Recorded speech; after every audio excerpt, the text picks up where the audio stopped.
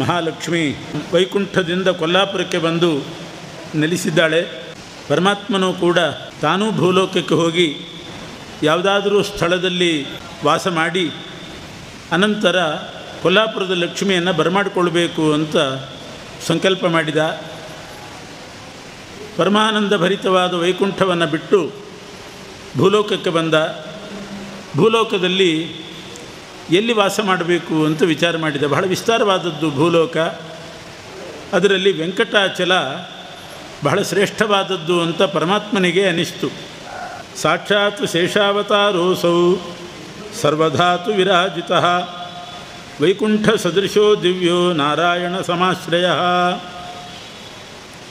ಸುವರ್ಣಗಿರಿ ಅಂದರೆ ಮೇರು ಪರ್ವತ, ಮೇರು ಪರ್ವತದ ಮಗನಾಗಬೇಕು. ಆನಂದಾದ್ರಿ ಅಂತ ಹೆಸರು. ಅದೇ ವೆಂಕಟಾಚಲ. ಅನೇಕ ತೀರ್ಥಗಳ ಸನ್ನಿಧಾನ ಇದೆ. ನಿನ್ನೆ ಹೇಳಿದೆ 66 ಕೋಟಿ ತೀರ್ಥಗಳು ವೆಂಕಟಾಚಲದಲ್ಲಿ ಇದ್ದಾವಂತೆ. ಅದರಲ್ಲಿ 3 ಕೋಟಿ ಪ್ರಧಾನವಾದದ್ದು. ಅದರಲ್ಲಿಯೂ ಕೂಡ ಸ್ವಾಮಿ ಪುಷ್ಕರಣಿ, ಆಕಾಶಗಂಗಾ, ತುಂಬೂರು ತೀರ್ಥ ಇವೆಲ್ಲ ಇನ್ನೂ ಪ್ರಧಾನವಾದದ್ದು. ಗಂಗಾ, ತುಂಬೂರು ತೀರ್ಥ ಇವೆಲ್ಲ ಇನ್ನೂ ಪ್ರಧಾನವಾದದ್ದು. ಅಂಥ ಶ್ರೇಷ್ಠವಾದ ಪರ್ವತ ವೆಂಕಟಾಚಲ ವೈಕುಂಠಕ್ಕೆ ಸಮಾನವಾದದ್ದು. ಶೇಷದೇವರ ಅವತಾರಭೂತವಾದದ್ದು. ಶೇಷದೇವರ ಅವತಾರಭೂತವಾಗಿದೆ ವೆಂಕಟಾಚಲ. ಅದರಲ್ಲಿ ಬಹಳ ಮುಖ್ಯವಾದ ತೀರ್ಥ ಅಂದರೆ ಸ್ವಾಮಿ ಪುಷ್ಕರಣಿ ತೀರ್ಥ. ಸರಸ್ವತಿ ನದಿಯೇ ಸ್ವಾಮಿ ಪುಷ್ಕರಣಿ ರೂಪದಲ್ಲಿ ಇರೋದು. ಬ್ರಹ್ಮದೇವರ ಹೆಂಡತಿ ಸರಸ್ವತೀ ದೇವಿ. ಆ ಸರಸ್ವತಿಯೇ ನದಿ ಆಗ್ತಾಳೆ. ಅಂಥ ಬ್ರಹ್ಮದೇವರ ಪತ್ನಿಯಾದ ಸರಸ್ವತಿ ನದಿ ಸ್ವಾಮಿ ಪುಷ್ಕರಣಿ ರೂಪದಿಂದ ವೆಂಕಟಾಚಲದಲ್ಲಿದೆ. ಯಾಕೆ ಈ ರೂಪದಿಂದ ಬಂತು ಅಂದರೆ, ಒಮ್ಮೆ ಪೌಲಸ್ತ್ಯರು, ಬ್ರಹ್ಮದೇವರ ಮಕ್ಕಳು ಪುಲಸ್ತ್ಯರು, ಪುಲಸ್ತ್ಯರ ಮಕ್ಕಳೇ ಪೌಲಸ್ತ್ಯರು. ಅವರು ಸರಸ್ವತಿಯ ಬಳಿ ಬಂದರಂತೆ. ಅಂದರೆ ಮನೆಗೆ ಬಂದರು, ಬ್ರಹ್ಮದೇವರ ಮನೆಗೆ. ಸರಸ್ವತೀ ದೇವಿ ಚತುರ್ಮುಖ ಬ್ರಹ್ಮದೇವರ ಸೇವಾ ನಿರತಳಾಗಿದ್ಲು, ಸೇವೆಯಲ್ಲಿ ತೊಡಗಿದ್ಲು. ಬಂದಂಥ ಪೌಲಸ್ತ್ಯನನ್ನು ಗಮನಿಸಲಿಲ್ಲ, ವಿಶೇಷ ಉಪಚಾರ ಮಾಡಲಿಲ್ಲ. ಬ್ರಹ್ಮದೇವರ ಸೇವೆಯಲ್ಲಿದ್ಲು. ಅಷ್ಟಕ್ಕೆ ಸಿಟ್ಟಾಗಿ ಆ ಪೌಲಸ್ತ್ಯ ಮುನಿ ಸರಸ್ವತಿಗೆ ಶಾಪ ಹಾಕಿದನಂತೆ. ನಾನು ಬಂದಾಗ ನನಗೆ ಯಾವ ಉಪಚಾರನೂ ಮಾಡಲಿಲ್ಲ, ನನ್ನನ್ನು ನೀನು ಗಮನಿಸಲಿಲ್ಲ. ಆದ್ದರಿಂದ ನದಿಗಳ ಮಧ್ಯದಲ್ಲಿ ನಿನಗೆ ಶ್ರೇಷ್ಠ ಸ್ಥಾನ ಇಲ್ಲದೆ ಹೋಗಲಿ, ಗಂಗಾ ನದಿ ಶ್ರೇಷ್ಠವಾಗಲಿ ಅಂತ ಶಾಪ ಬಂತು ಪೌಲಸ್ತ್ಯರಿಂದ. ಬ್ರಹ್ಮದೇವರ ಪತ್ನಿ ಸರಸ್ವತಿ, ಅವಳೇ ನದಿ. ಆದರೂ ಕೂಡ ವರುಣದೇವರ ಹೆಂಡತಿಯಾಗಿರ್ತಕ್ಕಂಥ ಗಂಗೆಗೆ ನದಿಗಳಲ್ಲಿ ಶ್ರೇಷ್ಠತ್ವ ಬರಲಿ ಅಂತ, ನಿನಗೆ ಬೇಡ ಗಂಗಾ ನದಿಗೆ ಬರಲಿ ಅಂತ ಶಾಪ ಹಾಕಿದ ಪೌಲಸ್ತ್ಯ. ಆದ್ದರಿಂದಲೇ ನದಿಗಳಲ್ಲಿ ಶ್ರೇಷ್ಠವಾದ ನದಿ ಗಂಗಾ ನದಿ. ಸರಸ್ವತಿ ನದಿಗೆ ಆ ಪ್ರಾಶಸ್ತ್ಯ ಬರಲಿಲ್ಲ. ಆದರೆ ಸರಸ್ವತಿಗೆ ಸಿಟ್ಟು ಬಂತು. ನಾನು ಬ್ರಹ್ಮದೇವರ ಸೇವೆ ಮಾಡ್ತಾ ಇದ್ದಾಗ ಪೌಲಸ್ತ್ಯನನ್ನು ವಿಚಾರಿಸ್ಕೊಳ್ಳಿಲ್ಲ, ಅಷ್ಟೇ ಕಾರಣಕ್ಕೆ ಇವನು ಶಾಪ ಹಾಕಿದ್ನಲ್ಲ, ನನಗೆ ಶ್ರೇಷ್ಠ ಸ್ಥಾನ ಇಲ್ಲದೆ ಹೋಗಲಿ ಅಂತ ಸಿಟ್ಟಾಗಿ ಸರಸ್ವತಿ ಶಾಪ ಹಾಕಿದ್ಲು. ನಿನ್ನ ಮಕ್ಕಳೆಲ್ಲ ರಾಕ್ಷಸರಾಗಲಿ ಅಂತ ಶಾಪ ಹಾಕಿದ್ಲು. ಹಾಗಾಗಿ ಪೌಲಸ್ತ್ಯರ ಮಕ್ಕಳು ಅಂತಂದರೆ ರಾವಣ, ಕುಂಭಕರ್ಣ, ವಿಭೀಷಣ, ಇವರು 3 ಮಂದಿ ರಾಕ್ಷಸರು ಮಕ್ಕಳಾದರು. ಆಮೇಲೆ ಸರಸ್ವತಿ ಬ್ರಹ್ಮದೇವರ ಹತ್ರ ಹೋಗಿ ಈ ವಿಷಯ ಹೇಳ್ತಾಳೆ, ನನಗೆ ಶ್ರೇಷ್ಠ ಸ್ಥಾನ ಇಲ್ಲದಂತಾಯಿತು ಅಂತ. ಆಗ ಬ್ರಹ್ಮದೇವರು ಸಮಾಧಾನ ಮಾಡಿ ಹೇಳಿದರು, ನದಿಗಳಲ್ಲಿ ಶ್ರೇಷ್ಠತ್ವ ಬರದೇ ಹೋದರೂ ಕೂಡ ನೀನು ಇನ್ನೊಂದು ರೂಪದಿಂದ ಪುಷ್ಕರಣಿಯಾಗು, ಆ ಪುಷ್ಕರಣಿಗಳಲ್ಲಿ ನಿನಗೆ ಶ್ರೇಷ್ಠತ್ವ ಬರಲಿ ಅಂತ ಬ್ರಹ್ಮದೇವರು ವರ ಕೊಟ್ಟರು. ಆದ್ದರಿಂದ ಸರಸ್ವತಿ ನದಿಯು ಪುಷ್ಕರಣಿ ರೂಪದಿಂದ ವೆಂಕಟಾಚಲದಲ್ಲಿ ಬಂತು. ಬ್ರಹ್ಮದೇವರ ವರ ಪ್ರಕಾರ ಅದಕ್ಕೆ ಶ್ರೇಷ್ಠತ್ವನೂ ಬಂತು. ಪುಷ್ಕರಣಿಗಳಲ್ಲಿ ಶ್ರೇಷ್ಠವಾದದ್ದು ಸ್ವಾಮಿ ಪುಷ್ಕರಣಿ. ಆದ್ದರಿಂದ ಸ್ವಾಮಿ ಪುಷ್ಕರಣಿ ಅಂತ ಹೆಸರು ಕೂಡ ಬಂದದ್ದು ಅದಕ್ಕೆ. ಸ್ವಾಮಿನೀಚ ಸಾ ಪುಷ್ಕರಿಣೀಚ, ಅದು ಶ್ರೇಷ್ಠವೂ ಹೌದು. ಎಲ್ಲ ಪುಷ್ಕರಣಿಗಳಿಗೆ ಹಿರಿಯ ಪುಷ್ಕರಣಿ ಅಂತಂದರೆ ಸ್ವಾಮಿ ಪುಷ್ಕರಣಿ ತೀರ್ಥ. ಈ ರೀತಿ ಬ್ರಹ್ಮದೇವರು ಸರಸ್ವತಿಯನ್ನು ಸಮಾಧಾನಪಡಿಸಿದರು. ಪೌಲಸ್ತ್ಯನು ಬ್ರಹ್ಮದೇವರ ಹತ್ರ ಹೋಗಿ ಕೇಳಿದ, ನನ್ನ ಮಕ್ಕಳು ರಾಕ್ಷಸರಾಗಲಿ ಅಂತ ಶಾಪ ಕೊಟ್ಟಿದ್ದಾಳೆ, ನನ್ನ ಗತಿ ಏನು ಅಂತ. ಅದಕ್ಕೆ ಬ್ರಹ್ಮದೇವರು ಸಮಾಧಾನ ಮಾಡಿದರಂತೆ, ನಿನ್ನ ಮಕ್ಕಳೆಲ್ಲ ರಾಕ್ಷಸರಾಗಲಿ ಶಾಪದ ಪ್ರಕಾರ, ಆದರೆ ಕೊನೆಯವನು ವಿಷ್ಣು ಭಕ್ತನಾಗಲಿ ಅಂತ ವರ ಕೊಟ್ರಂತೆ. ಆದ್ದರಿಂದ ರಾವಣ, ಕುಂಭಕರ್ಣ ಮತ್ತು ವಿಭೀಷಣ ಅಂತ 3 ಮಂದಿ ರಾಕ್ಷಸರಾದರೂ ಕೂಡ ಅದರಲ್ಲಿ ವಿಭೀಷಣ ಪರಮ ಸಾತ್ವಿಕ ಭಗವದ್ಭಕ್ತನಾಗ್ತಾನೆ. ಬ್ರಹ್ಮದೇವರ ವರ ಆಗಿತ್ತು. ಈ ಪ್ರಕಾರ ಸ್ವಾಮಿ ಪುಷ್ಕರಣಿ ಅಂತಂದರೆ ಅದು ಪುಷ್ಕರಣಿಯಲ್ಲಿ ಶ್ರೇಷ್ಠವಾದದ್ದು ಮತ್ತು ಸರಸ್ವತಿ ನದಿಯೇ ಆ ರೂಪದಲ್ಲಿದೆ. ಅಲ್ಲಿರ್ತಕ್ಕಂಥ ಗಿಡ ಮರಗಳೆಲ್ಲ ಸಾಧಾರಣ ಅಲ್ಲ, ನಮ್ಮ ಕಣ್ಣಿಗೊಂದು ಬರೇ ಮರ ಗಿಡ ಅಂತ ಕಾಣಿಸಬಹುದು. ಅಲ್ಲಿರುವಂಥ ಮರಗಳೆಲ್ಲ ದೇವತೆಗಳಂತೆ, ಬೇರೆ ಬೇರೆ ದೇವತೆಗಳೇ ಮರದ ರೂಪದಿಂದ ಇದ್ದಾರೆ. ಅಲ್ಲಿ ಸಂಚಾರ ಮಾಡುವಂಥ ಮೃಗಗಳು ಋಷಿಗಳೇ ಮೃಗಗಳ ರೂಪದಿಂದ ಅಲ್ಲಿದ್ದಾರಂತೆ.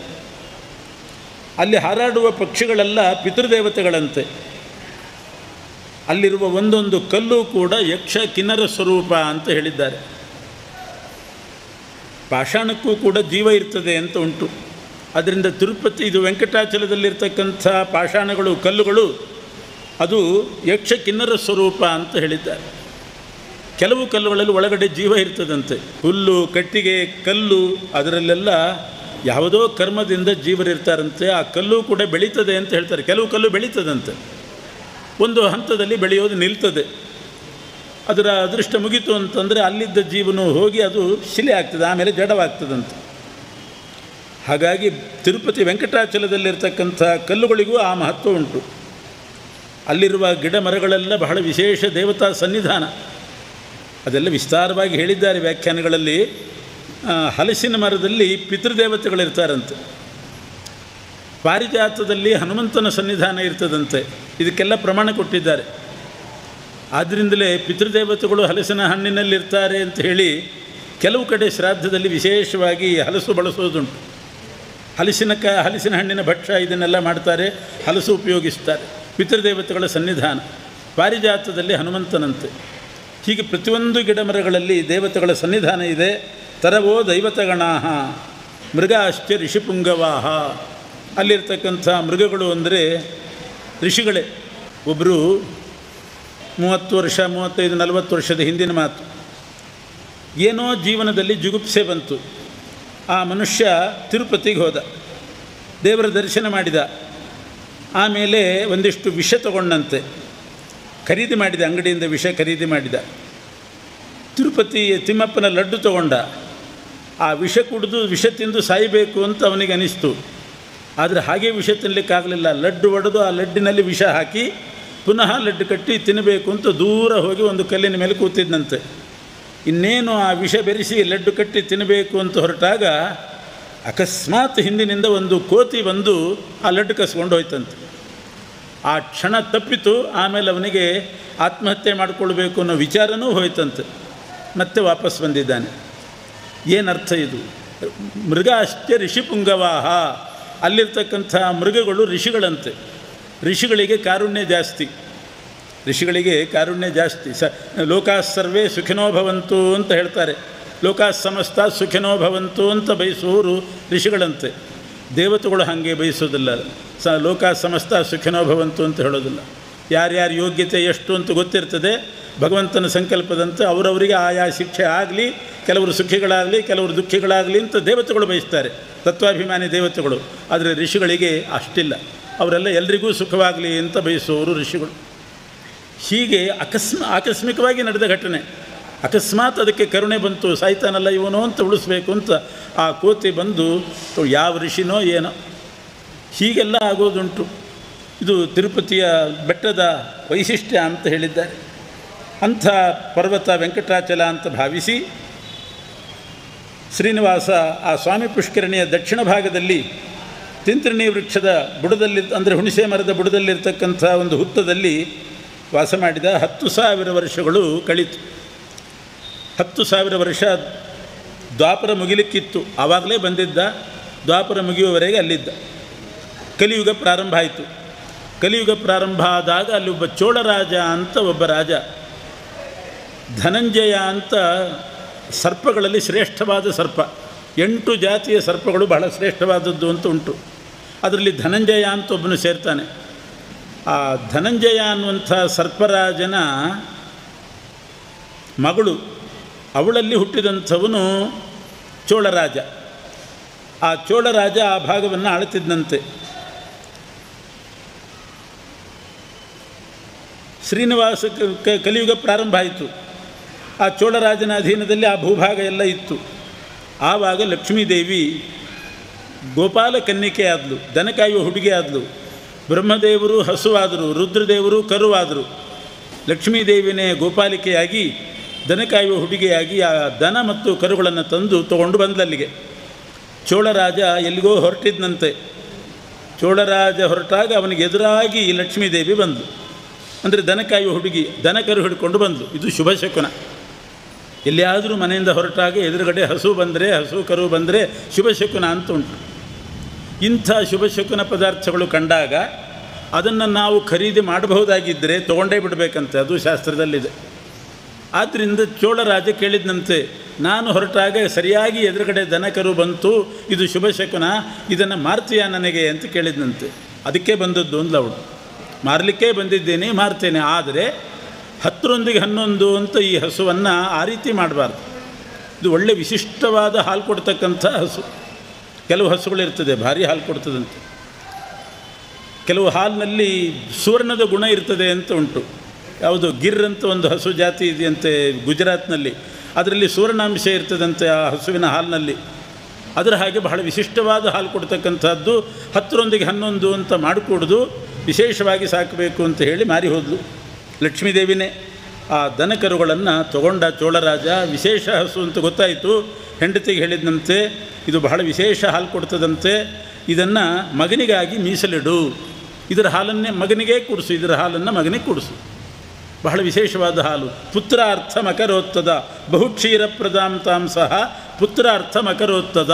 ಇದೇ ಚೋಳರಾಜ ಮಾಡಿದ ತಪ್ಪು. ಒಳ್ಳೆ ದಿವ್ಯವಾದ ಹಸು ಅಂತ ಬಂದಾಗ ನಿತ್ಯ ದೇವರಿಗೆ ಅಭಿಷೇಕ ಮಾಡೋಣ ಈ ಹಾಲಿನಿಂದ ಅನ್ನೋ ಭಾವನೆ ಬರಲಿಲ್ಲ ಅವನು. ಯಾವುದೋ ಪೌಡ್ರ್ ಹಾಲಿನಿಂದ ಮಾಡಬೇಕಾಗ್ತದೆ, ಅದಕ್ಕೆ ದನದ ಹಾಲು, ಒಳ್ಳೆ ಜಾತಿಯ ದನ, ದೇವರಿಗೆ ಕ್ಷೀರಾಭಿಷೇಕ ಮಾಡಬೇಕು ಅನ್ನೋದು ಹೋಯಿತು. ಪುತ್ರಾರ್ಥ ಮಕರೋತ್ಸದ, ಮಗನಿಗೆ ಅಂತ ಇಟ್ಟುಬಿಟ್ಟ. ಮರುದಿವಸದಿಂದಲೇ ಆ ಹಸು ಹಾಲೇ ಕೊಡಲಿಲ್ಲ ಅಂತ. ಯಾಕೆ? ಮಗನಿಗೋಸ್ಕರ ಅಂತ ಇಟ್ಟಾಗ ಯಾಕೆ ಹಾಲು ಕೊಡ್ತದೆ? ಪರಮಾತ್ಮ ನಮಗೆ ಕೊಟ್ಟದ್ದನ್ನು ಸ್ವಲ್ಪ ಆದರೂ ಅವನಿಗೆ ಅದರಲ್ಲಿ ಸಮರ್ಪಣೆ ಮಾಡಬೇಕು. ಮಾಡಲಿಲ್ಲ ಅಂತ ಆದರೆ ಭಗವಂತ ಕೊಡೋದು. ಸಾಲು ಸಾಲೆಮ್ಮೆಗಳ ಸೋಲದೆ ತೊಳೆವರು, ಸಾಲಿಗ್ರಾಮಕ್ಕೆ ನೀರೆರೆಯರೋ ಜನ ಅಂದರು. ಸಾಲು ಸಾಲು ಎಮ್ಮೆ ನಿಲ್ಲಿಸಿ ಸೋಲದೆ ತೊಳಿತಾರೆ, ಸಾಲಿಗ್ರಾಮಕ್ಕೆ ಒಂದು ಸಾಲಿ ನೀರಿಲ್ಲ. ಭಗವಂತ ನಮ್ಮ ಕುಡಿಯೋ ನೀರನ್ನು ಕಡಿಮೆ ಮಾಡ್ತಾ ಇದ್ದಾನೆ. ಬೆಳೆ ಕಡಿಮೆ ಆಗ್ತಾ ಇದೆ, ನೀರು ಕಡಿಮೆ ಆಗ್ತಾ ಇದೆ. ಯಾಕೆ ಕಡಿಮೆ ಆಗ್ತಾ ಇದೆ ಅಂತಂದರೆ ದೇವರಿಗೆ ಅರ್ಪಣೆ ಮಾಡ್ತಾ ಇಲ್ಲ. ಅವನೇ ಕೊಟ್ಟದ್ದನ್ನು ಅವನಿಗೆ ನಾವು ಸ್ವಲ್ಪ ಆದರೂ ಸಮರ್ಪಣೆ ಮಾಡಬೇಕು. ಇಲ್ಲದಿದ್ದರೆ ಅವನನ್ನು ಕಳ್ಳ ಅಂತ ಕರೀತಾನೆ ಕೃಷ್ಣ. ಅದರಲ್ಲಿ ಬ್ರಹ್ಮದೇವರೇ ಹಸು, ಮನೆಯಲ್ಲಿ ಹಾಲೇ ಕೊಡಲಿಲ್ಲ. ದಿನ ಬಂದು ಎಲ್ಲ ಹಸುಗಳ ಜೊತೆಗೆ ಬಂದು ವೆಂಕಟಾಚಲಕ್ಕೆ ಬಂದು ಆ ಹುತ್ತದ ಮೇಲೆ ನಿಂತುಕೊಂಡು ತಾನಾಗೆ ಹಾಲು ಸುರಿಸಿ ಹೋಗ್ತಿತ್ತಂತೆ. ಹುತ್ತದಲ್ಲಿ ಪರಮಾತ್ಮ ಇದ್ದಾನೆ, ಅವನಿಗೆ ಕ್ಷೀರಾಭಿಷೇಕ ಮಾಡಿ ಹೋಗ್ತಿತ್ತಂತೆ. ಕ್ಷೀರಾಭಿಷೇಕ ಮಾಡಿದರೆ ದೇವರಿಗೆ, ಅದರಿಂದ ದೇವರಿಗೆ ನಾವೇನಾದರೂ ಅನ್ಯಾಯ ಮಾಡಿದರೆ ಆ ದೋಷ ಪರಿಹಾರ ಆಗ್ತದಂತೆ. ಬ್ರಹ್ಮದೇವರದ್ದು ಅಂಥ ಪ್ರಸಂಗ ಇಲ್ಲ, ಆದರೂ ಸಹಜವಾಗಿ ಅವರು ಮಾಡ್ತಕ್ಕಂಥವು. ಒಂದೊಂದು ಉಪಚಾರಕ್ಕೆ ಒಂದೊಂದು ಫಲ. ಧೂಪಹೀನೇ ಶ್ರಿಯಂ ಹಂತಿ ದೀಪಹೀನೇ ಮತಿಭ್ರಮ. ದೇವರಿಗೆ ನಿತ್ಯ ಧೂಪಾರ್ತಿ ಆಗಬೇಕು. ಧೂಪ ಸಮರ್ಪಣೆ ಮಾಡದೇ ಇದ್ದರೆ ಧೂಪಹೀನೇ ಶ್ರಿಯಂ ಹಂತಿ, ದಾರಿದ್ರ್ಯ ಬರ್ತದಂತೆ. ದೀಪ ಎಷ್ಟು ಸಾಧ್ಯವೋ ಅಷ್ಟು ದೀಪ ಹಚ್ಚಿಡಬೇಕು, ಇಲ್ಲ ಅಂತಾದರೆ ಬುದ್ಧಿ ಭ್ರಮಣ ಆಗ್ತದಂತೆ. ದೇವರಿಗೆ ಗಂಧಲೇಪನ ಮಾಡಿದರೆ, ಗಂಧ ಸಮರ್ಪಣೆ ಮಾಡಿದರೆ ಸೌಂದರ್ಯ ಪ್ರಾಪ್ತಿ ಆಗ್ತದಂತೆ. ಹೀಗೆ ಕ್ಷೀರಾಭಿಷೇಕದಿಂದ ದೇವರನ್ನು ಮರೆತು ದೇವರಿಗೆ ಮಾಡಿದ ಅಪಚಾರದ ಪಾಪ ಪರಿಹಾರ ಆಗ್ತದೆ ಅಂತೆಲ್ಲ ಉಂಟು. ಆದ್ದರಿಂದ ಬ್ರಹ್ಮದೇವರು ನಿತ್ಯ ದೇವರಿಗೆ ಕ್ಷೀರಾಭಿಷೇಕ ಮಾಡ್ತಾ ಇದ್ದಾರೆ.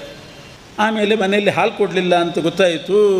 ಚೋಳರಾಜ ಮತ್ತು ಚೋಳರಾಜನ ಹೆಂಡತಿ ಎಲ್ಲ ದನ ಕಾಯುವ ಹುಡುಗನಿಗೆ ಬಡದ್ರಂತ ಹಿಡಿದು, ನೀನೆಲ್ಲೋ ಕದೀತಾ ಇದ್ದೆ ಹಾಲನ್ನು ಅಂತ ಅವನ ಮೇಲೆ ಅಪವಾದ ಹಾಕಿ ಅವನಿಗೆ ಬಡದು ಮಾಡಿದರು. ಅವನಿಗೆ ಸಿಟ್ಟು ಬಂತು. ಮರುದಿವಸ ದನ ಹೋಗುವಾಗ ಕೊಡ್ಲಿ ಹಿಡ್ಕೊಂಡು ಹೋದನಂತೆ. ನಾನಂತೂ ಕದೀತಾ ಇಲ್ಲ, ಯಾರು ಕದೀತಾರೋ ಅವರನ್ನು ಶಿರಚ್ಛೇದ ಮಾಡಬೇಕು ಅಂತ ಕೊಡ್ಲಿ ಹಿಡ್ಕೊಂಡು ಹೊರಟ. ಆ ದನದ ಹಿಂದೆ ಹೋಗ್ತಿದ್ದಾನೆ. ಯಾರೂ ಬಂದಿಲ್ಲ, ಯಾರೂ ಹಾಲು ಕರೆದಿಲ್ಲ, ಕದ್ದಿಲ್ಲ. ಆ ಹಸು ಬಂದು ಹುತ್ತದ ಮೇಲೆ ನಿಂತುಕೊಂಡು ಸುರಿಸ್ತಾ ಇದೆ.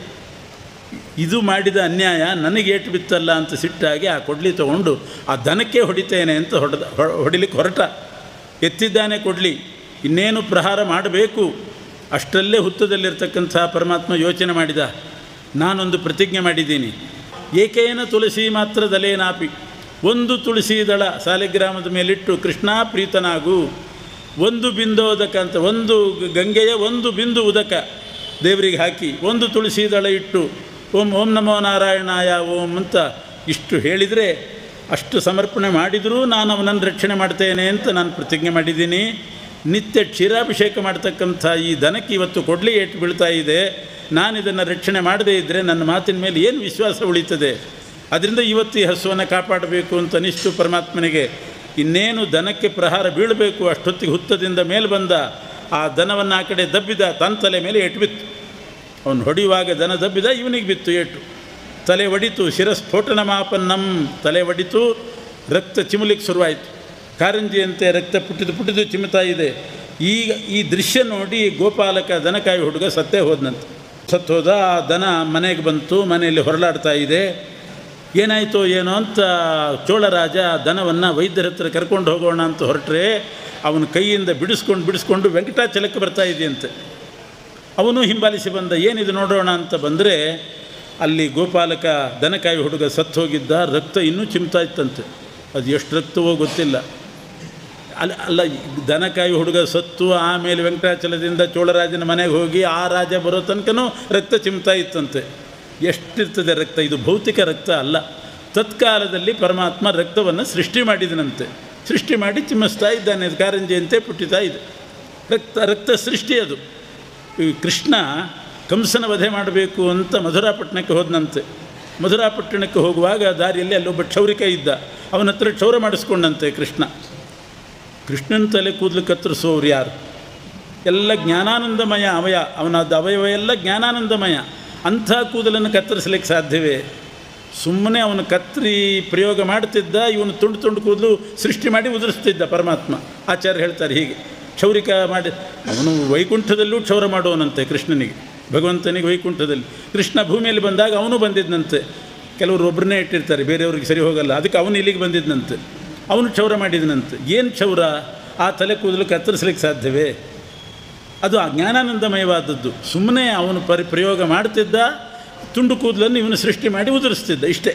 ಅದರ ಹಾಗೆ ರಕ್ತ ಸ್ಫೂರ್ತಿ, ಅದು ರಕ್ತ ಸೃಷ್ಟಿ ಮಾಡಿ ತೋರಿಸ್ತಾ ಇದ್ದಾನೆ. ಆ ಚೋಳರಾಜ ಬಂದ, ಕ್ಷಣಕಾಲ ಸ್ತಬ್ಧನಾಗಿ ನಿಂತಿದ್ದಾನೆ. ಹುತ್ತದಿಂದ ಮೇಲೆ ಬಂದು ಪರಮಾತ್ಮ ಹೇಳಿದನಂತೆ, ನಾನು ಅನಾಥನಾಗಿದ್ದೇನೆ.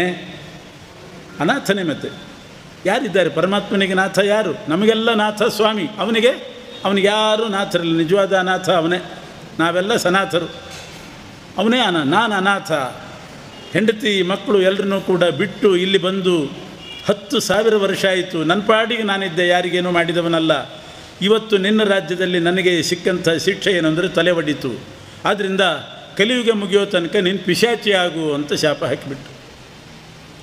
ಇದು ನೋಡಿ, ಕಲಿಯುಗ ಪ್ರಾರಂಭ ಆಯಿತು. ಮೊದಲು ತಲೆ ಒಡೆದದ್ದು ಶ್ರೀನಿವಾಸಂದೆ. ಆಮೇಲೆ ಉಳಿದವರು ತಲೆ ಒಡಿಲಿಕ್ಕೆ ಶುರುವಾಯಿತು. ಮೊದಲು ಒಡಿಸ್ಕೊಂಡವನು ಅವನೇ. ತಲೆ ಒಡಿಸ್ಕೊಂಡು ಆ ಚೋಳರಾಜನಿಗೆ ಶಾಪ ಹಾಕಿ. ಅವನಂದ, ನಾನೇನು ಮಾಡಲಿ? ನನ್ನ ದನಕಾಯುವ ಹುಡುಗ ಅವನು ತಲೆ ಒಡೆದ್ರೆ ಅವನು ಸತ್ತು ಹೋಗಿದ್ದಾನೆ. ಅವನಿಗೆ ಶಾಪ ಹಾಕ್ಲಿಕ್ಕಾಗಲ್ಲ ಅಂತ ನನಗೆ ಹಾಕಿದ್ಯಾ ನೀನು? ನಾನೇನು ಮಾಡಲಿ? ನಂದೇನು ತಪ್ಪು ಅಂದ. ಒಂದು ಮನೆಯಲ್ಲಿ ಮಕ್ಕಳು ಹೆಂಡತಿ ಯಾರಾದರೂ ಏನಾದರೂ ಅಪಚಾರ ಮಾಡಿದರೆ ಅದಕ್ಕೆಲ್ಲ ಹೊಣೆಗಾರ ಯಜಮಾನೋ ಗೃಹೇಯಸ್ತು ನ ವಿಚಾರಪರೋ ಭವೇತ್. ಮನೆಯಲ್ಲಿ ಯಜಮಾನ ಸರಿಯಾಗಿ ವಿಚಾರಪರನಾಗಿ ಆ ಭೃತ್ಯರನ್ನು ಆ ರೀತಿ ತರಬೇತಿಗೊಳಿಸಿರಬೇಕು. ಹುಚ್ಚುಚ್ಚಾಗಿ ಎದ್ವಾ ಮಾಡುವಂತೆ ಮಾಡಬಾರ್ದು. ಅಷ್ಟು ನಿಯಂತ್ರಣದಲ್ಲಿಟ್ಟು, ಇಲ್ಲ ಅವರು ಮಾಡಿದ್ದೆಲ್ಲ ಇವನು ಅನುಭವಿಸಬೇಕಾಗ್ತದೆ. ಆದ್ದರಿಂದ ನೀನು ಯಜಮಾನ, ನಿನ್ನ ಭೃತ್ಯ ಮಾಡಿದ ತಪ್ಪಿಗೆ ನೀನೇ ಶಿಕ್ಷೆ ಅನುಭವಿಸು ಅಂತ ಹೇಳಿ ಶಾಪ ಕೊಟ್ಟ. ಮತ್ತು ಹೇಳ್ತಾನೆ, ನೀನೇನು ಚಿಂತೆ ಮಾಡಬೇಡ, ನನಗೂ ದುಃಖ ನಿನಗೂ ದುಃಖ ಅಂದ. ನನಗೆ ತಲೆ ಒಡೆದ ದುಃಖ, ನಿನಗೆ ಪಿಶಾಚಿ ಆಗೋ ದುಃಖ. ಇಬ್ಬರದ್ದು ಪ್ರಾರಬ್ಧ ಕರ್ಮ. ಇದು ಬರೀ ನಿಮಿತ್ತ. ಪ್ರಾರಬ್ಧ ಕರ್ಮದಿಂದ ಇಬ್ಬರು ಇದನ್ನು ಅನುಭವಿಸಬೇಕು ಅಂತ ಹೇಳಿದ. ಅಲ್ಲ, ನನಗೇನೋ ಪ್ರಾರಬ್ಧ ಇರ್ಬೋದು. ಇದು ಈ ದನಕಾಯಿ ಹುಡುಗ ನಿನಗೆ ಕೊಡ್ಲಿಂದ ಹೊಡೆದ, ಇದು ನಿಮಿತ್ತ ನೆಪ. ಪ್ರಾರಬ್ಧ ಕರ್ಮಕ್ಕೆ ಪಿಶಾಚಿ ಆಗೋ ಶಿಕ್ಷೆ. ಯುದ್ಧದಲ್ಲಿ ಒಬ್ಬಂದು ಕಾಲು ಮುರಿತಂತೆ. ಯುದ್ಧ ಮಾಡಿದ್ರಿಂದಲೇ ಮುರಿತು ಅಂತ ಅರ್ಥ ಅಲ್ಲ. ಕಾಲು ಮುರಿಯೋ ಪ್ರಾರಬ್ಧ ಇತ್ತು. ಇದು ನೆಪ ಆಯಿತು ಅಷ್ಟೇ. ಯುದ್ಧ ನೆಪ ಆಯಿತು. ವ್ರಣಹೇತುರ್ ಯಥಾರಣ ಅಂತ ಆಚಾರ್ಯ ನಿರ್ಣಯ ಕೊಡ್ತಾರೆ. ಹಾಗೆ ಎಲ್ಲದಕ್ಕೂ ಪ್ರಾರಬ್ಧ ಕರ್ಮ ಇರ್ತದೆ, ಉಳಿದದ್ದೆಲ್ಲ ನಿಮಿತ್ತ ಆಗ್ತದೆ. ಅದು ಆದ್ದರಿಂದ ನೀನು ಪ್ರಾರಬ್ಧ ಕರ್ಮದಿಂದ ಅನುಭವಿಸು, ನನ್ನ ಪ್ರಾರಬ್ಧ ತಲೆ ಹೊಡ್ಕೊಂಡಿದ್ದೀನಿ, ನಾನು ಅನುಭವಿಸ್ತೇನೆ. ಅವನು ಕೇಳಿ ನಿಂದೇನು ಪ್ರಾರಬ್ಧ ಅಂದ. ನಮಗೆ ಪ್ರಾರಬ್ಧ ಇರ್ತದೆ, ನಿಂದೇನು ಪ್ರಾರಬ್ಧ ಅಂದರೆ ಅದೇ ಭೃಗು ಋಷಿಗಳು ಶಾಪ ಹಾಕಿದ್ರಲ್ಲ, ಭೃಗು ಋಷಿಗಳ ಹೆಂಡತಿಯನ್ನು ದೈತ್ಯ ಪಕ್ಷಪಾತಿಯಾಗಿದ್ದಾಳೆ ಅಂತ ನಾನು ಕೊಂದದ್ದರಿಂದ ಭೃಗು ಋಷಿಗಳು ನನಗೆ ಶಾಪ ಹಾಕಿದ್ರು. ನೀನು ಕೂಡ ದುಃಖ ಅನುಭವಿಸು, ಅದು ಸ್ತ್ರೀ ನಿಮಿತ್ತಕವಾಗಿ ದುಃಖ ಅನುಭವಿಸು ಅಂತಲೇ ಶಾಪ ಕೊಟ್ಟಿದ್ದರು. ರಾಮಾವತಾರದಲ್ಲಿ ಒಂದಿಷ್ಟು ನಾಟಕ ಮಾಡಿ ಆ ದುಃಖ ಅನುಭವದ ನಾಟಕ ಆಡಿದ್ದೀನಿ. ಸ್ವಲ್ಪ ಪ್ರಾರಬ್ಧ ಶೇಷ ಉಳಿದಿತ್ತು. ಅದು ಈಗ ಲಕ್ಷ್ಮೀದೇವಿ ಕೊಲ್ಹಾಪುರಕ್ಕೆ ಹೋದ್ಲು, ಅವಳಿಗೋಸ್ಕರ ನಾನು ಬಂದೆ, ನನ್ನ ತಲೆ ಒಡಿತು, ಇದು ನನ್ನ ಪ್ರಾರಬ್ಧ ಅಂದ ಅಷ್ಟೆ. ನನ್ನ ಪ್ರಾರಬ್ಧ ಇದು, ನಿನ್ನ ಪ್ರಾರಬ್ಧ ಅದು. ಭೃಗು ಋಷಿಗಳಿಗೆ ವರ ಕೊಟ್ಟಿದ್ದೀನಿ, ನಿನಗೆ ದುಃಖ ಆಗಲಿ ಅಂತ ಅವರು ಶಾಪ ಕೊಟ್ಟಿದ್ರಲ್ಲ, ಅದನ್ನು ಸ್ವೀಕಾರ ಮಾಡಿದ್ದೀನಿ, ಇದು ನನ್ನ ಪ್ರಾರಬ್ಧ. ವಿಷ್ಣು ಭಕ್ತ ಇಷ್ಟ ಬ್ರಹ್ಮಶಾಪವನ್ನು ವರ್ತತೆ ಅಂತಾರೆ. ವಿಷ್ಣುವಾಗಲಿ ವಿಷ್ಣು ಭಕ್ತರಾಗಲಿ ಇವರು ಶಾಪ ಕೊಟ್ಟರೆ ಅದನ್ನು ನಡೆಸಬೇಕು. ಆದ್ದರಿಂದ ನಾನು ಪ್ರಾರಬ್ಧದಿಂದ ಅನುಭವಿಸ್ತೇನೆ, ನೀನು ಚಿಂತೆ ಮಾಡಬೇಡ. ಆದರೆ ಈ ಮುಂದೆ ಆಕಾಶರಾಜ ತನ್ನ ಮಗಳನ್ನು ಕೊಟ್ಟು ಮದುವೆ ಮಾಡುವಾಗ ಅದ್ಭುತವಾದ ಒಂದು ಕಿರೀಟವನ್ನು ನನಗೆ ಕೊಡ್ತಾನೆ. ವರದಕ್ಷಿಣ ರೂಪದಲ್ಲಿ ಕಿರೀಟ ಕೊಡ್ತಾನೆ. ಅದು ಸಾಧಾರಣ ಕಿರೀಟ ಅಲ್ಲ. ಆ ಕಿರೀಟ 400 ಮಣ ಚಿನ್ನದಿಂದ ಮಾಡಿದ ಕಿರೀಟ. ಮಣಿರತ್ನ ಸಮನ್ವಿತಂ, ವಜ್ರ ಇತ್ಯಾದಿಗಳಿಂದ ಕೂಡಿದಂಥ ಘಟಾಯಿಸಿದ 400 ಮಣದ ಚಿನ್ನದ ಕಿರೀಟ ಕೊಡ್ತಾನೆ. ಅದನ್ನು ನಾನು ಧರಿಸಲೇಬೇಕಾಗ್ತದೆ. ಮಾವ ಕೊಟ್ಟದ್ದು ಧರಿಸದೇ ಇದ್ದರೆ ಕೇಳ್ತಾನೆ, ಕಿರೀಟ ಕೊಟ್ಟಿದ್ದೆ ಹಾಕ್ಕೊಳ್ಳಿಲ್ವಲ್ರಿ ಅಂತಂತಾನೆ. ನಾವು ಕೊಟ್ಟ ಕಿರೀಟ ಎಲ್ಲಿ ಹೋಯಿತು ಅಂತ ಕೇಳಿದರೆ ಏನು ಹೇಳೋದು? ಅಂಥ 400 ಮಣ ಚಿನ್ನದ ಕಿರೀಟ. ಆದ್ದರಿಂದ ಅದನ್ನು ಧಾರಣೆ ಮಾಡಲೇಬೇಕು. ಮಾಡದೇ ಇದ್ದರೆ ಸರಿ ಹೋಗಲ್ಲ. ಮಾಡಿದರೆ ಮೊದಲೇ ತಲೆ ಕೊಡಲಿ ಏಟು ಬಿದ್ದಿದೆ. ಅಂಥ ಏಟು ಬಿದ್ದ ತಲೆಗೆ ಕಿರೀಟ ಇಟ್ಕೊಳ್ಳುವಾಗ ನಾವೇ ಇಟ್ಕೊಂಡ್ರೆ ನಿಧಾನವಾಗಿ ಇಟ್ಕೋಬೋದು. ಅರ್ಚಕರಿಟ್ಟಾಗಿ ಹಾಕಿ ಒತ್ತಿಬಿಡ್ತಾರೆ. ಏನು ಮಾಡೋದು?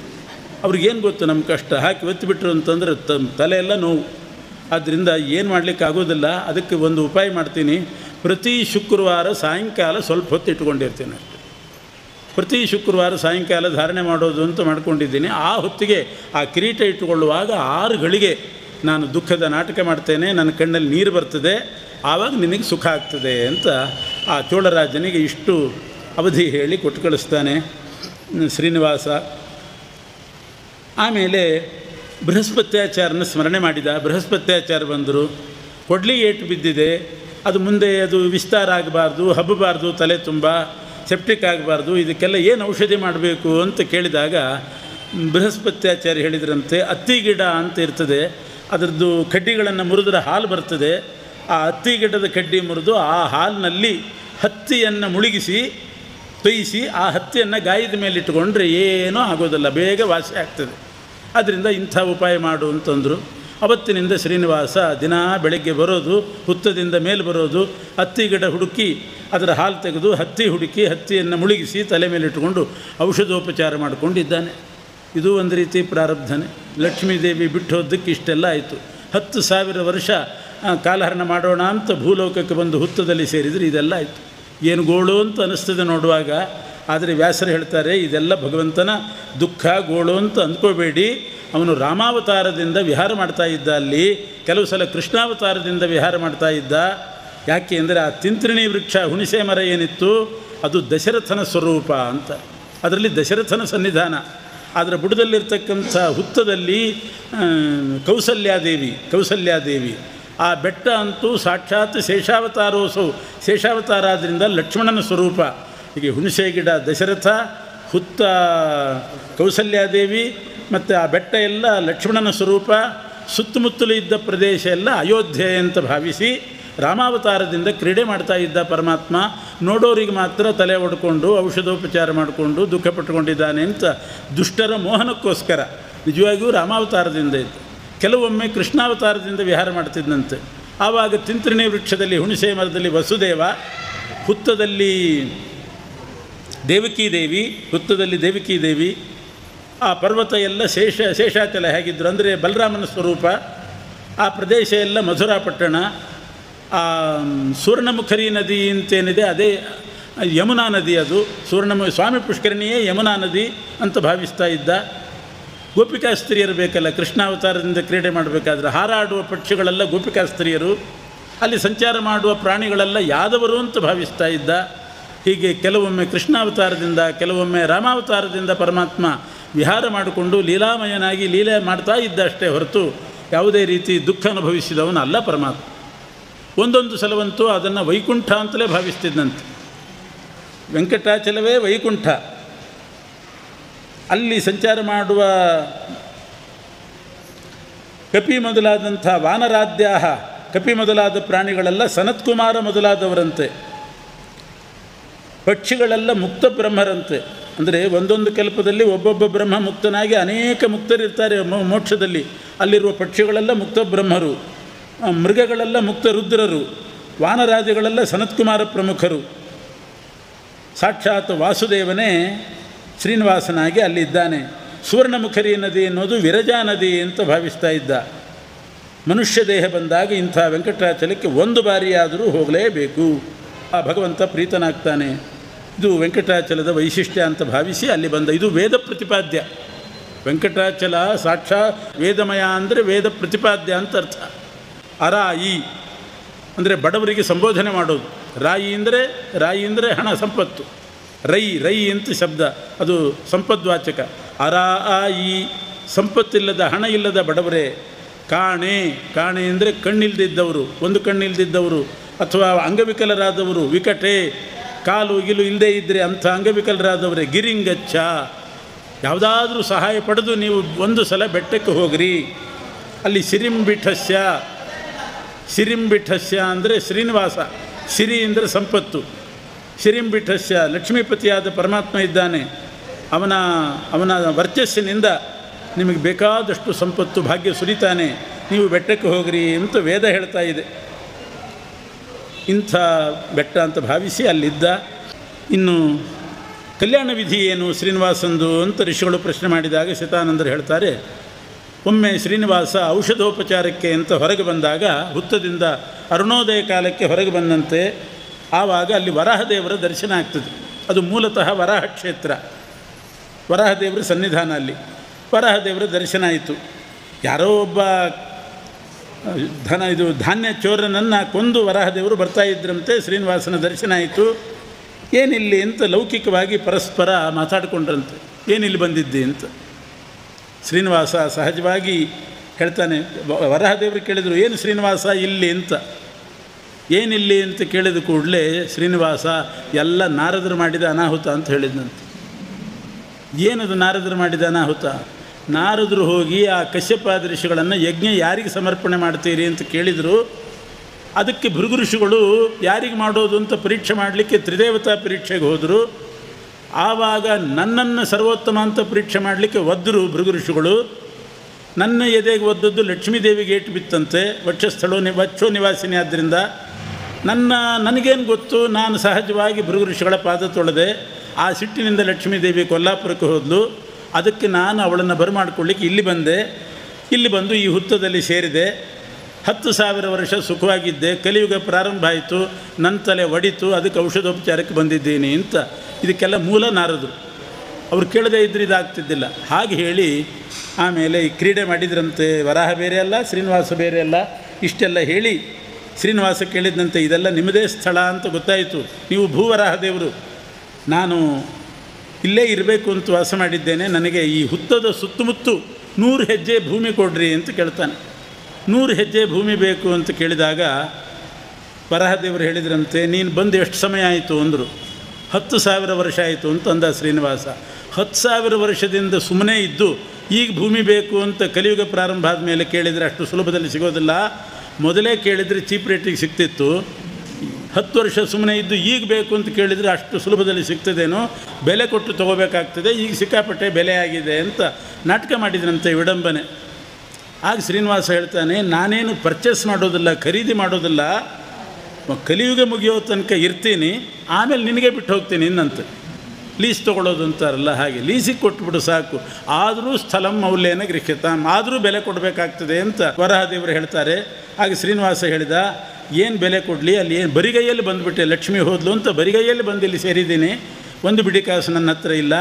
ಆದ್ದರಿಂದ ಒಂದು ವ್ಯವಸ್ಥೆ ಮಾಡ್ತೇನೆ, ಇನ್ನು ಮುಂದೆ ಕೋಟಿ ಕೋಟಿ ಜನ ನನ್ನ ದರ್ಶನಕ್ಕೆ ಬರ್ತಾರೆ, ಬಂದವರೆಲ್ಲ ಪ್ರಥಮಂ ದರ್ಶನಂಚ ಸ್ಯಾತ್ ನೈವೇದ್ಯಂ ಕ್ಷೀರಸೇಚನಂ, ಮೊದಲು ವರಾಹದೇವರ ದರ್ಶನ ಮಾಡಬೇಕು, ಅಲ್ಲಿ ಏನಾದರೂ ಒಂದು ಕ್ಷೀರಾಭಿಷೇಕನೋ ಏನೋ ಸೇವೆ ಬರೆಸಬೇಕು, ಆಮೇಲೆ ನನ್ನ ದರ್ಶನ ಮಾಡಬೇಕು, ಅವರಿಗೆ ಫಲ ಅಂತ ವ್ಯವಸ್ಥೆ ಮಾಡ್ತೀನಿ. ಆವಾಗ ನಿನಗೆ ಕಲಿಯುಗ ಮುಗಿಯೋ ತನಕನೂ ಭಕ್ತರು ಬರ್ತಾ ಇರ್ತಾರೆ, ಜಮಾವಣೆ ಆಗ್ತಾನೇ ಇರ್ತದೆ, ದಿನ ದಿನ ನಿನಗೆ ಹಣ ಸಂಗ್ರಹ ಆಗ್ತದೆ. ಇದನ್ನೇ ಸ್ಥಳ ಅಂತ, ಇದು ಮೌಲ್ಯ ಅಂತ ತಿಳ್ಕೊಂಡು ಕೊಡು ಅಂತಂದಾಗ ಸರಿ ಅಂತ ಹೇಳಿ 100 ಹೆಜ್ಜೆ ಭೂಮಿಯನ್ನು ವರಾಹದೇವರು ಕೊಟ್ಟರಂತೆ. ಕೊಟ್ಟು ಕೊನೆಗೆ ಇವನ ಕಥೆ ಕೇಳಿ ಹೇಳ್ತಾರೆ, ಲಕ್ಷ್ಮೀದೇವಿ ಸಿಟ್ಟಾಗಿ ಕೊಲ್ಲಾಪುರಕ್ಕೆ ಹೋದ್ಲು, ನಾನಿಲ್ಲಿ ಬಂದೆ ಅಂತ ಹೇಳ್ತಾ ಇದ್ದೆ, ಅಡಿಗೆಗೆ ಏನು ಮಾಡ್ತಿದ್ದಿ ಅಂತ ಕೇಳಿದ್ರು. ಅಡಿಗೆ ಊಟ ಉಪಚಾರ ಹೇಗೆ? ಅದೇನೋ ಮಾಡ್ಕೋಬಹುದು, ಅಡಿಗೆ ಊಟ ಉಪಚಾರ, ಮುಂದಿನ ಕೆಲಸ ಇದೆಯಲ್ಲ ಪಾತ್ರೆ ತೊಳೆಯೋದು, ಅದು ಇನ್ನೂ ಗೋಳು. ವಾರಗಟ್ಟಲೆ ಪಾತ್ರೆ ಅಲ್ಲೇ ಬಿದ್ದಿರ್ತದೆ, ವಾರಕ್ಕೆ ಒಂದು ದಿವಸ ತೊಳಸಬೇಕು, ಮತ್ತು ಒಂದೊಂದು ದಿನದ್ದು ಅಲ್ಲೇ ಹಾಕಬೇಕು ಸ್ಟಾಕ್ ಮಾಡಿ. ಇಂಥ ಗೋಳು, ಅದಕ್ಕೋಸ್ಕರ ನಿನಗೆ ಅಡಿಗೆ ಮಾಡಲಿಕ್ಕೆ, ಪಾತ್ರೆ ತೊಳಿಲಿಕ್ಕೆ, ನಿನ್ನ ಸೇವೆ ಮಾಡಲಿಕ್ಕೆ ನಾನೇ ಒಬ್ಬಳನ್ನು ಕೊಡ್ತೇನೆ. ಸ್ಥಳನೂ ಕೊಟ್ಟು ವರಾಹದೇವರು ಬಕುಲಾದೇವಿಯನ್ನು ಸಮರ್ಪಣೆ ಮಾಡಿದರಂತೆ. ಇವಳು ನಿನ್ನ ಸೇವೆ ಮಾಡಿಕೊಂಡಿರ್ತಾಳೆ ಅಂತ ಬಕುಲಾದೇವಿಯನ್ನು ಕೊಟ್ಟಿದ್ದಾಳೆ. ಶ್ರೀನಿವಾಸ ಅಂದ್ಕೊಂಡ, ಪಂಗೂಪರಿ ಗಂಗಾ ಪ್ರವಾಹ ಅಂತ ಒಂದು ಗಾದೆ ಇದೆ. ಪಂಗೂಪರಿ ಗಂಗಾ ಪ್ರವಾಹ ಅಂತ, ಪಂಗು ಅಂದರೆ ಕುಂಟ, ಕಾಲಿಲ್ದಿದ್ದವನು, ಗಂಗೆಗೆ ಹೋಗಬೇಕು ಅಂತ ಅಂದ್ಕೋತಿದ್ದಂತೆ. ಇದ್ದಕ್ಕಿದ್ದಂಗೆ ಗಂಗಾ ಫ್ಲಡ್ ಬಂದು, ಪ್ರವಾಹ ಬಂದು ಅವನ ಮೇಲೆ ಹರಿದೋಯ್ತಂತೆ. ಸುಲಭ ಆಯಿತು ಅಂತ ಅಂದ್ಕೊಂಡ. ಹೀಗೆ ಸ್ಥಳ ಕೇಳಿದರೆ, ಜಾಗ ಕೊಡು ಅಂತ ಕೇಳಿದರೆ, ಉಪಚಾರ ಮಾಡಲಿಕ್ಕೆ, ಸೇವೆ ಮಾಡಲಿಕ್ಕೆ ಬಕುಲಾದೇವಿಯನ್ನೇ ಕೊಟ್ಟ ವರಾಹ ಅಂಥೇಳಿ ಸಂತೋಷಪಟ್ಟು ಸ್ವೀಕಾರ ಮಾಡಿದ್ದಾನೆ. ಋಷಿಗಳು ಕೇಳ್ತಾರೆ, ಶ್ರೀನಿವಾಸನಿಗೆ ಅಡಿಗೆ ಮಾಡಿ ಹಾಕ್ತಕ್ಕಂಥ ಬಕುಲಾದೇವಿಯ ಪುಣ್ಯ ಎಂಥದ್ದು. ತಮ್ಮ ಹೊಟ್ಟೆಗೆ ಬೇಯಿಸ್ಕೋತಾರೆ, ತಿಂತಾರೆ. ದೇವರಿಗೇನಾದರೂ ಬೇಯಿಸಬೇಕು ಅಂತ ಬಂದಾಗ ಯಾರನ್ನಾದರೂ ಕರೀರಿ ಅಂತಾರೆ ಅಷ್ಟೇ. ತಮ್ಮ ಹೊಟ್ಟೆಗೆ ತಾವು ಮಾಡಿಕೊಂಡು ತಿನ್ನುವವರಿದ್ದಾರೆ, ದೇವರಿಗೆ ಮಾಡಬೇಕು ಅಂತಂದಾಗ ಯಾರೂ ತಯಾರಿಲ್ಲ. ಅಲ್ಲಿ ಭಯ, ಕೆಲವರಿಗೆ ಭಯ, ನಾವು ಮಾಡಿದ್ದೇನಾದರೂ ಹೆಚ್ಚು ಕಡಿಮೆ ಆದರೆ ಅಂತ ಭಯ ಇರ್ತದೆ. ಇವಳು ಬಕುಲಾದೇವಿ ಬಂದು ಶ್ರೀನಿವಾಸನಿಗೆ ಅಡುಗೆ ಮಾಡಿ ಹಾಕಬೇಕಾದ್ರೆ, ಪಾಚಿಕೆಯಾಗಿ ಬರಬೇಕಾದ್ರೆ ಅವಳು ಪುಣ್ಯ ಎಂಥದ್ದು. ಹಿಂದಿನ ಜನ್ಮದಲ್ಲಿ ಅವಳು ಏನು ಪೂರ್ವ ಜನ್ಮದ ಸುಕೃತ ಇಲ್ಲದೆ ಈ ಭಾಗ್ಯ ಬರೋದಿಲ್ಲ. ಆದ್ದರಿಂದ ಅವಳು ಏನು ಸುಕೃತ ಮಾಡಿದ್ದಾಳೆ ಅಂತ ಕೇಳಿದಾಗ ಬಕುಲಾದೇವಿ ವೃತ್ತಾಂತವನ್ನು ಹೇಳ್ತಾರೆ.